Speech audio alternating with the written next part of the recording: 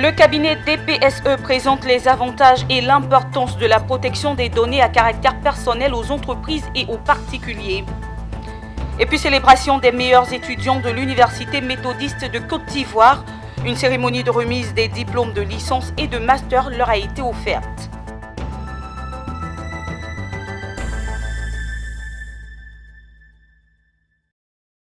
Et voilà pour les titres. Bienvenue, madame, monsieur.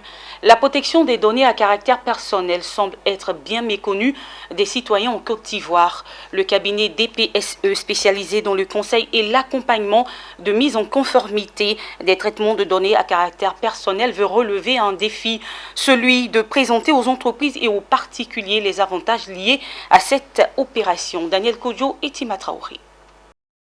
Ces papiers sont des plans de construction d'infrastructures dans quelques villes de la Côte d'Ivoire. Ils se retrouvent exposés chez Dame Aïssata Diaby, vendeuse de bananes braisées dans la commune de Cocody. Les informations contenues sur ces feuilles se disperseront après la vente de ces produits. Tout porterait à croire qu'une bonne partie de la population ivoirienne est négligente de la protection des données à caractère personnel. Pourtant, ce sont des informations qui permettent d'identifier directement ou indirectement une personne physique ou morale. La thématique est mieux développée par le groupe DPSE, cabinet spécialisé dans la gestion du patrimoine informationnel, dans le management et la protection des données à caractère personnel. Son directeur général Léon Bandré exhorte les entreprises publiques et privées à s'intéresser à cette problématique. La protection des données à caractère personnel, ça va être une démarche qualité, ça va être une réglementation parce qu'elle est affiliée à une loi, à une réglementation à laquelle on va répondre à certains principes de la loi pour permettre de rendre conforme ce qui ne répond pas aux exigences de la réglementation. La protection des données à caractère personnel renvoie donc à protéger la vie privée des personnes concernées. Nous proposons du conseil, nous proposons de la formation, nous proposons de l'accompagnement. L'accompagnement, en fait, est l'essence même du conseil auprès des entreprises et des particuliers. Au moment où la Côte d'Ivoire amorce son processus de transformation digitale, l'expert Léon Bandré a estimé que ce processus doit prendre en compte la protection des données à caractère personnel. Par des solutions innovantes et digitalisées, le groupe DPSE propose un accompagnement de mise en conformité automatisé et l'établissement d'un registre de traitement électronique. La Côte d'Ivoire a pour ambition de parvenir à une plus grande représentation féminine dans les instances de décision et dans les administrations en général. Un récent audit révèle que le pays est loin du compte. Il a été mené dans 8 ministères techniques et montre bien que la promotion d'égalité hommes-femmes a encore du chemin malgré une lente avancée. Le reportage de Doza Ismaël dans un commentaire de Zeynab Dosso. L'audit a été réalisé par le cabinet Agora Consult sous l'impulsion du PAGEF, programme d'appui à la gestion économique et financière. Des résultats représentés au cours de cet atelier de validation qui a vu la participation de plusieurs ministères techniques, agriculture, jeunesse, environnement, développement, PME, justice ou encore santé. Il révèle que la prise en compte véritable du genre dans 8 ministères techniques n'est pas encore effective de façon générale et se situe entre 10 et 15%. Donc les 3 ministères où la prise en compte du genre est réelle et véritable, c'est au ministère du Plan, ministère de l'Agriculture et le ministère de la Jeunesse et des Sports. Donc je voudrais encourager aujourd'hui tous les représentants des ministères à véritablement implanter des cellules genre dans les ministères pour que la question du genre progresse. Les cellules genre, quant à elles, existent, mais n'ont pas d'ancrage institutionnel efficace pour tenir des actions à fort impact dans les ministères concernés. Les cellules genre ne sont pas institutionnellement reconnues dans les organigrammes des différents ministères.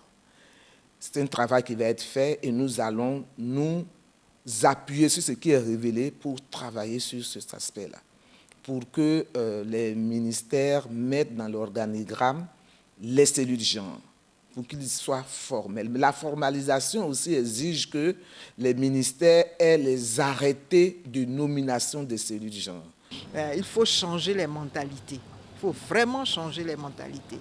il faut une transformation réelle de la conception du genre que les gens ont, pour qu'il y ait une vraie institutionnalisation. Donc la base de tout ça, c'est la formation, l'information, la sensibilisation de tous les personnels à tous les niveaux. La Côte d'Ivoire n'abandonne pas son ambition de plus de représentation des femmes dans les instances de décision et une plus grande implication à tous les niveaux de l'administration. Pour y parvenir, le pays s'est doté d'un plan à implémenter dans les ministères. Son nom, le plan d'institutionnalisation du genre. Au terme de cet atelier, les 8 ministères concernés par l'audit genre ont validé le plan d'institutionnalisation du genre. Des formations sont annoncées pour le rendre opérationnel. On l'annonçait en titre, l'Université méthodiste de Côte d'Ivoire, UMESI, a récemment célébré ses meilleurs étudiants par l'organisation d'une cérémonie de remise de diplômes, de licence et de master aux promotions 2018-2019, 2019-2020. Ce sont au total plus de 279 étudiants qui ont reçu leur parchemin des mains des autorités ecclésiastiques et universitaires. Le commentaire de Pierre Tebeu. L'Université méthodiste de Côte d'Ivoire, UMESI, a organisé le vendredi 29 janvier 2021 la cérémonie de remise de diplômes de licence et master aux étudiants des promotions 2018-2019 et 2019-2020. À cette célébration de la connaissance, plus de 250 étudiants ont reçu leur parchemin des mains des autorités présentes. Cela en présence de nombreux parents, amis et autres partenaires du monde universitaire. Pour le professeur René Nyalega, président de l'Université méthodiste de Côte d'Ivoire, ces parchemins sont le témoignage éclatant du parcours que les étudiants ont subi avec succès. Nous voici donc aujourd'hui ici solennellement pour consacrer le savoir. Dans un monde qui semble mettre sous le boisseau le savoir, il est opportun de célébrer la connaissance. La remise officielle des parchemins est le couronnement d'un cursus, d'un parcours.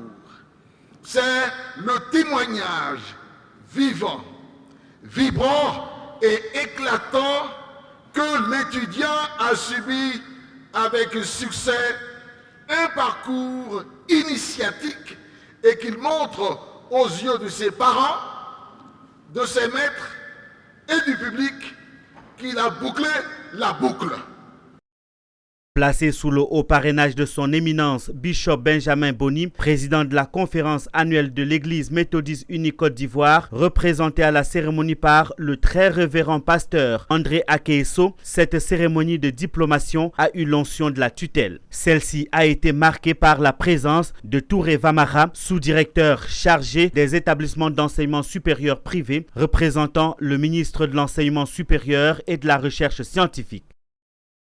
Merci, chers parents, d'avoir fait confiance à l'UMESI, dont tous les diplômes ont une reconnaissance nationale.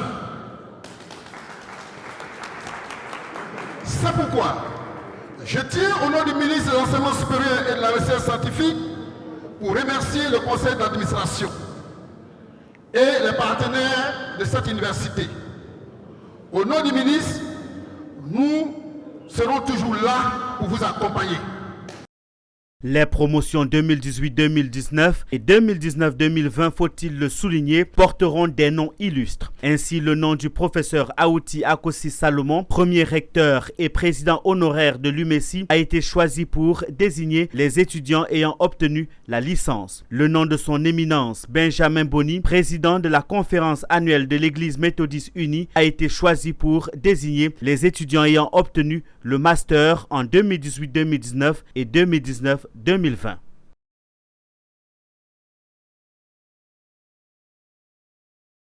Dans leur quête quotidienne de partage du bonheur, les membres des Lions Club Abidjan Filao et leur filleule Abidjan Fren se sont rendus à Dimbokro, dans la région du Nzi. À Chrétien-Cro, village environnant de Dimbokro, ils ont fait d'importants dons. Il s'agit d'une part d'un don composé de vivres et non-vivres aux malades lépreux et d'autre part à la mise à disposition d'un forage d'eau potable.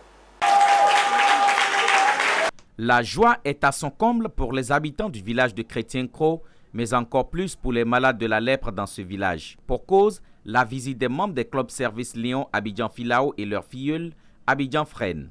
Ces deux clubs services, démembrement de l'organisation mondiale Lions Club International, sont allés les bras chargés de vivres et de non-vivres. Il s'agissait pour eux d'aller porter assistance à ces couches défavorisées et en situation d'invalidité, avec notamment des enveloppes financières, des sacs de riz, des pâtes alimentaires, des bidons d'huile, des tenues et des chaussures.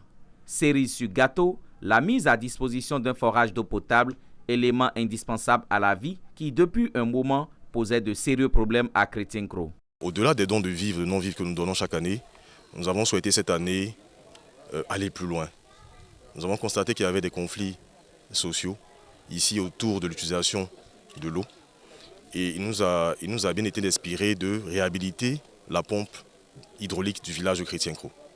C'est vraiment l'action majeure de cette édition 2021 de la célébration de la Journée internationale de la lutte contre la lèpre. C'est une fierté toute particulière pour mon bureau, ici représenté, de réaliser cet ouvrage. Il faut préciser que nous sommes engagés dans cette action et pour la première fois avec notre club filleul, le Lions Club Abidjan Fren. Nous avons pour souci, maintenant que la plupart des lépreux sont guéris, de les accompagner dans la mise en place de projets et d'activités génératrices de revenus. Témoins de cette activité, les autorités locales et préfectorales. Brigitte Kossonouvé, secrétaire générale de la préfecture de Dimbokro, a témoigné la gratitude de l'autorité et celle des populations aux généreux donateurs. Et le fait ce matin d'avoir réhabilité le forage, d'avoir construit un abri pour sécuriser ce forage-là, ne peut qu'être bénéfique pour la population de Chrétien-Cro, particulièrement pour les malades de la lèpre. C'est une action qui va durer dans le temps. Nous ne pouvons qu'apprécier et remercier infiniment le Lions Club Filao d'Abidjan. Les populations, à travers la voix de leur chef de village, ont aussi exprimé toute leur satisfaction. Aussi ont-elles appelé les autorités à avoir plus de regard bienveillant vers elles. Ça nous va droit au cœur.